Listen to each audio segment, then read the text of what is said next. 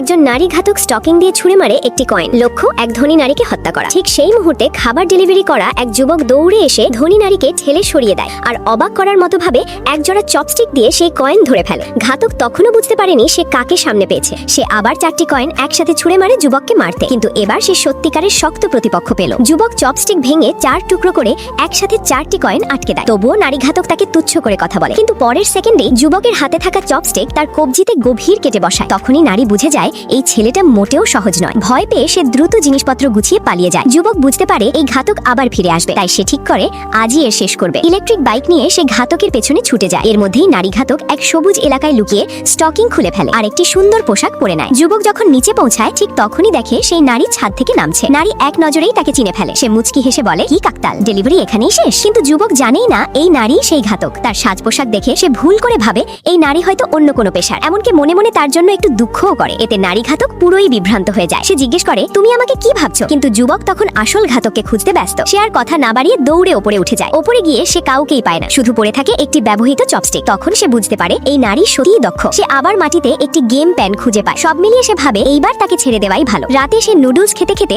নারী ঘাতকের একটি ছবি আঁকে, ভাবছে এই ছবি দিয়ে হয়তো তাকে খুঁজে পাবে। হঠাৎ ধনী নারীর কাছ থেকে তার ফোনে মেসেজ আসে, একটি হোটেলের রুম নম্বর ইয়েটন হোটেল, রুম 888, তোমার সময় 3 ঘন্টা। তখনই পুরনো প্রেমিকা আসে আর বলে, এখনো খাবার ডেলিভারি করছো? সে বলে, বাজার খারাপ তাই আবার এই কাজেই ফিরেছি। নারী তাকে নিজের কোম্পানিতে কাজের প্রস্তাব দেয়, কিন্তু যুবক হেসে তা ফিরিয়ে দেয়। নারী উপহার হিসেবে একটি হার দেয়। যুবক সেটি গ্রহণ করে, কিন্তু সম্পর্কের কথা উঠতেই সে আবারও পিছিয়ে যায়। নারী হেসে বলে, এখনো এত কঠিন? ঠিক তখনই দরজায় শব্দ, খুনি মেয়েটি ঘরে ঢুকে পড়ে।